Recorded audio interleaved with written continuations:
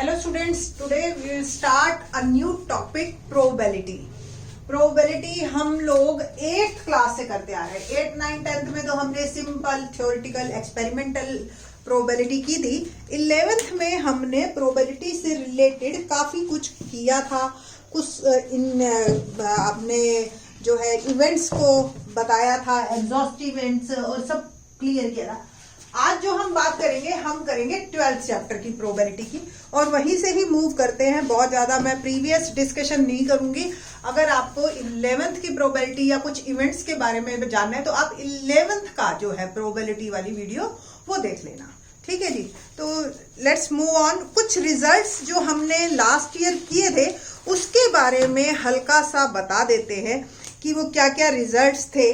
तो पहला, probability of A union B is equal to probability of A plus probability of B and probability of A intersection B, ये था। अब mutually exclusive cases में अगर आपको ये कह दिया कि A and B are mutually exclusive cases, ठीक, तो आपको, या डिसजॉइंट सेट्स, तो probability of A intersection B is equal to 0 definitely, क्योंकि कॉमन कुछ भी नहीं है। तो probability of A union B, common sense है, फॉर्मूला ये अप्लाई होना शुरू हो जाता है पर्टिकुलर इन दिस केस। तो इस तरह के कुछ हमारे रिजल्ट्स हैं जो कि आप करके चलेंगे कि भी ये हम 11th क्लास में कर चुके हैं और 12th में हम डायरेक्ट यूज करेंगे। सेम अगर ए यूनियन बी पूरा सैंपल स्पेस बना रहे हैं, ठीक है, तो probability of A union B हमेशा 1 होगी। ये डायरेक्ट आपकी बात है। कुछ एक रिजल्ट फिर 3 के और ये आगे फर्दर अगर आते हैं तो मैं आपको बताती चली जाऊंगी। 12th क्लास में जो हम नई चीज कर रहे हैं वो है नई चीज कंडीशनल प्रोबेबिलिटी। क्या है? Conditional probability. कंडीशनल प्रोबेबिलिटी पे हम बाद में बात करेंगे। पहले हम बात करते हैं एक एग्जाम्पल की। क्या एग्जाम्पल? हमने 3 कॉइन्स उछाले एक साथ या एक कॉइन को 3 टाइम, एक ही बात, और फिर उसके रिजल्ट्स पे हम बात करते हैं, ठीक है जी। और कॉइन्स हमारे फेयर हैं, तो टॉसिंग 3 फेयर कॉइन्स, ये है हमारा 3 फेयर कॉइन्स। तो क्या सैंपल स्पेस बनेगा? सैंपल स्पेस आपको एक और बता दूं मैं तरीका, 11th की बुक में भी, 11th की लेक्चर में भी बताया था। आपको भी पता है कि एक कॉइन उछालने पे 2 केसेस बनते हैं। तो 3 अगर टाइम हमने उछाला है तो 2 इंटू 2 इंटू 2, टोटल 8 आपके सैंपल स्पेस में जो है हमारे केसेस बनेंगे। सैंपल स्पेस में 8 इवेंट्स आएंगे। 8 में पहली लाइन जब आप लिखेंगे तो 4H और 4T की लिखिए, फिर फर्दर 2H 2T, ऐसे ही आप रिपीट कर देंगे इसको। अनदर लाइन जो बनेगी आपकी, एक H एक T, एक H एक T, एक H एक T और एक H एक T। टोटल 8 केसेस इस तरीके से बनते हैं आपके। इसमें ना तो कोई रिपीट होता है और ना ही कुछ छूटता है, ऐसा कोई केस कि जो आपसे छूट गया। अगर सपोज यही 4 कॉइन होते तो आप इंटू 2 16 कर लेते और शुरुआत करते आप 8H 8T, 4H 4T, 4H 4T, फिर 2 2 और फिर 1 1। इस तरीके से ये आपका सैंपल स्पेस लिखने का तरीका है, ठीक है। जब हमारे पास 2 ऑप्शन होती है, true false, head tail, like that, ये हो गया आप सैंपल स्पेस। अब मैं एक ई इवेंट डिफाइन करती हूं। ई इवेंट है at least 2 heads, at least 2 heads appear, ठीक है। और एक एफ इवेंट हम करते हैं, first coin shows tail, first coin shows tail. और इसमें हम जो है प्रोबेबिलिटी निकालेंगे ई की, प्रोबेबिलिटी निकालेंगे एफ की और प्रोबेबिलिटी निकालेंगे ई इंटरसेक्शन एफ की। तो 2 तरीके हैं सोचने के, किस तरीके से देखना है। एटलीस्ट 2 हेड्स अपीयर, तो 2 हेड्स अपीयर में आपके कौन कौन से केसेस आ गए उस पर बात करते हैं। कम से कम 2 हेड, 3 भी हो सकते हैं, तो पहला ये आ गया। सेम HHT ये भी आ गया second case, and third case HTH ये भी आ गया। इसको छोड़ दीजिए क्योंकि इसमें एक ही हेड है, और ये वाला एक केस आ जाएगा THH। ठीक है, तो ये हमारे 4, 1 2 3 और ये 4 ये आए हमारे ई में। अब F इवेंट की बात करते हैं।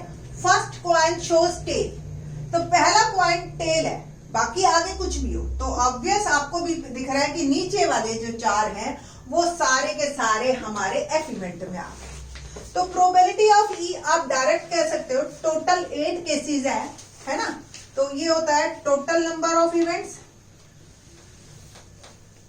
प्रोबेबिलिटी यही है ना, और फेवरेबल इवेंट्स जो भी हमारा कंडीशन है उसके फेवर में कौन कौन से हैं, ये हम 10th क्लास में पढ़ के आ चुके हैं फेवरेबल इवेंट्स। तो ये जो है आपकी प्रोबेबिलिटी हो गई 4/8 और 1/2।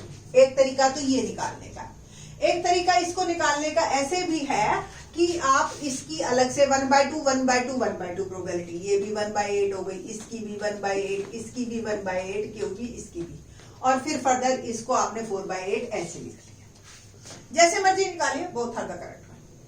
Probability of F same 4 cases है इसके भी फेवर में 4/8। Probability of E intersection F, ऐसा इवेंट ढूंढते हैं जो E में भी आ गया हो और F में भी आ गया हो। तो एक ऐसा अकेला ये है जो कि probability of E intersection F जो दोनों में है ना, तो प्रोबेबिलिटी हो गई 1/8। या आप ये कह सकते हो जो हमारा ये THH फर्स्ट टेल और एटलीस्ट 2 हेड्स दोनों को ये कवर कर रहा है।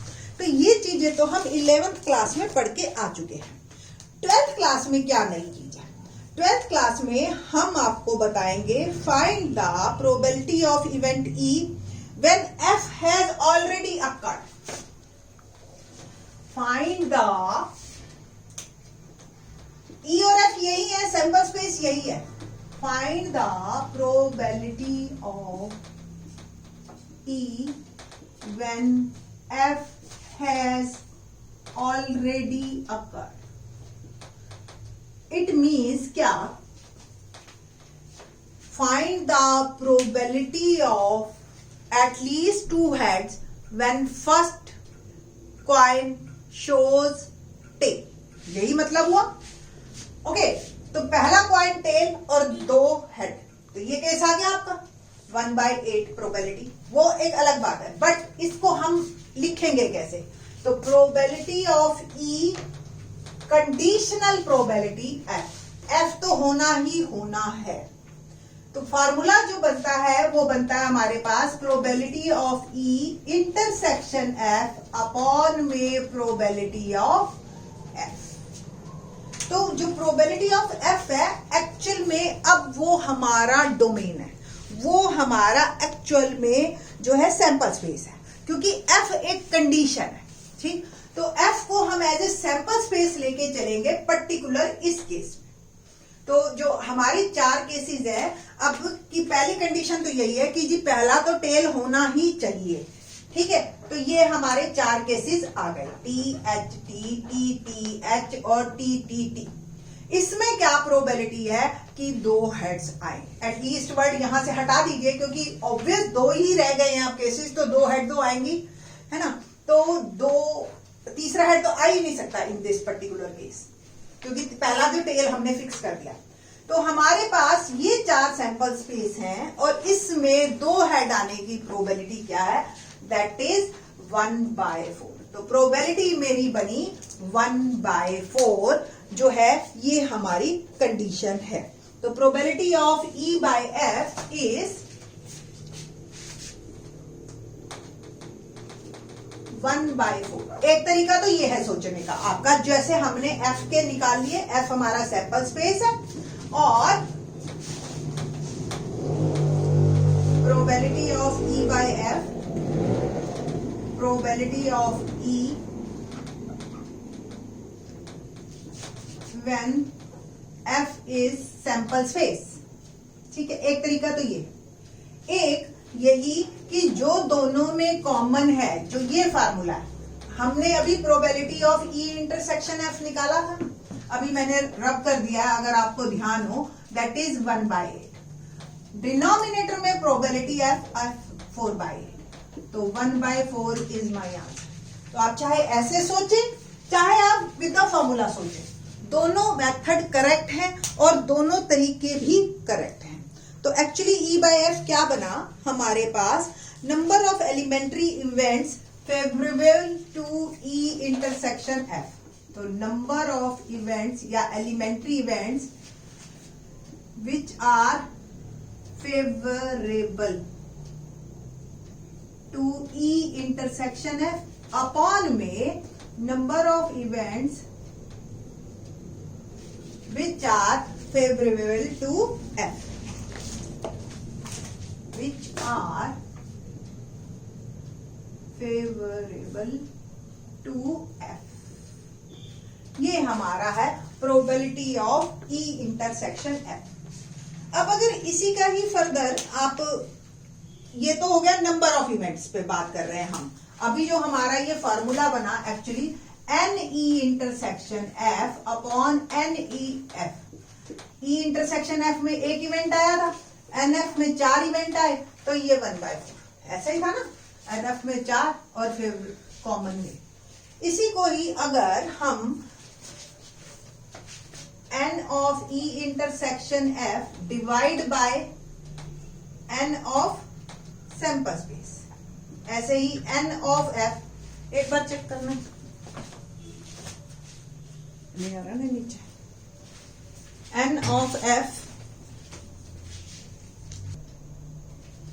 तो n of E intersection F oblique n of S, और दोनों में हमने नंबर ऑफ सैंपल स्पेस से डिवाइड कर दिया, it will become a formula of probability of E intersection F upon में प्रोबेबिलिटी ऑफ।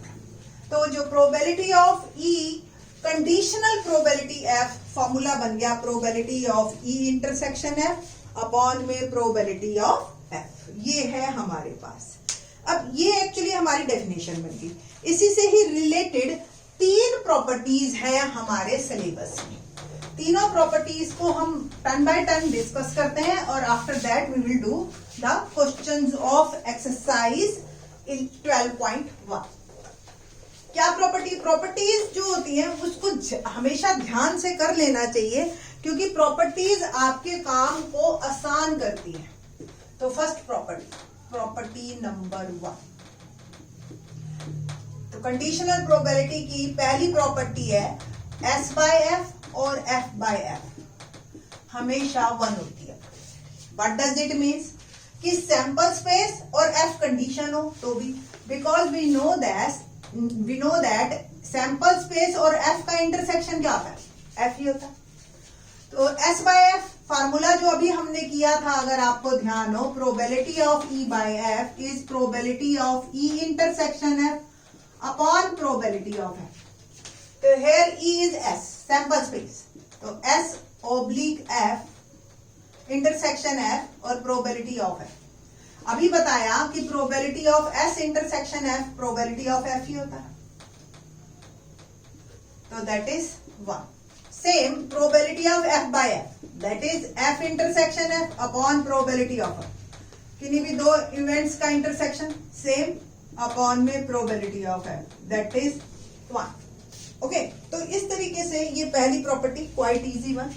अगली प्रॉपर्टी भी बहुत ही इजी है कि अगर कोई 2 इवेंट्स हैं और उनके यूनियन की प्रोबेबिलिटी जबकि कंडीशन में दे रखी हो F, तो probability of A by F, probability of B by F minus probability of A intersection B upon F। ये आपकी प्रोबेबिलिटी में ही सेम फार्मूला है हमारा कंडीशनल के साथ में। ओके ना, और पर्टिकुलर केस में क्या होगा, जब A and B are disjoint sets या म्यूचुअली एक्सक्लूसिव इवेंट्स, तो obvious probability of A intersection B is 5। So ये फॉर्मूला मेरा यहीं तक रह जाएगा। What does it means, particular case में जब डिसजॉइंट सेट्स होंगे तो probability of A union B conditional probability f, that become probability of a by f plus probability of b by f. इन्हीं क्वेश्चंस को हम डिस्कस करेंगे जब हम एक्सरसाइज के क्वेश्चंस करेंगे। ये थी प्रॉपर्टी नंबर 2। प्रॉपर्टी नंबर 3 देखते हैं क्या है। प्रॉपर्टी नंबर 3,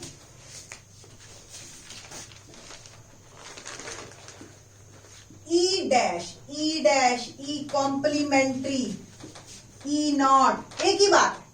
तो probability of E dash F is 1 minus probability of E by F। ये आपकी जो हमारी प्रॉपर्टी है ये डिपेंड कर रही है हमारे E और E नॉट की प्रोबेबिलिटी पे। ठीक है जी, तो ये E नॉट की प्रोबेबिलिटी पे हम बात करते हैं। We know that E union E not क्या होता है? सैंपल स्पेस होता है ना। तो पहली प्रॉपर्टी क्या की थी हमने? Probability of S oblique F is equal to 1, यही की थी। सो और सैंपल स्पेस की जगह मैं E यूनियन E नॉट लिख दूं तो भी एक ही बात है, ये भी 1। और अगर ये डिसजॉइंट सेट्स हैं तो ये इसके बराबर है, और आपको ही पता है E और E नॉट डिसजॉइंट सेट्स होते हैं। तो it means it can be written as probability of E by F plus probability of E not F is equal to 1। So probability of E not F is 1 minus probability of E by F। ये है हमारी probability जब not की F की conditions के साथ। Now we will move on the questions of exercise 12.1। बहुत easy questions है। कई बार तो आपको वैल्यूज ही डायरेक्ट दे रखी होंगी और आपको जो जो फॉर्मूले मैंने अभी बोले हैं इन दिस लेक्चर उस पे हम उसी को ही अप्लाई करेंगे फॉर द एक्सरसाइज। एक्सरसाइज 13.1 है, sorry that is not 12.1, 13.1, chapter 13। Now question number 1,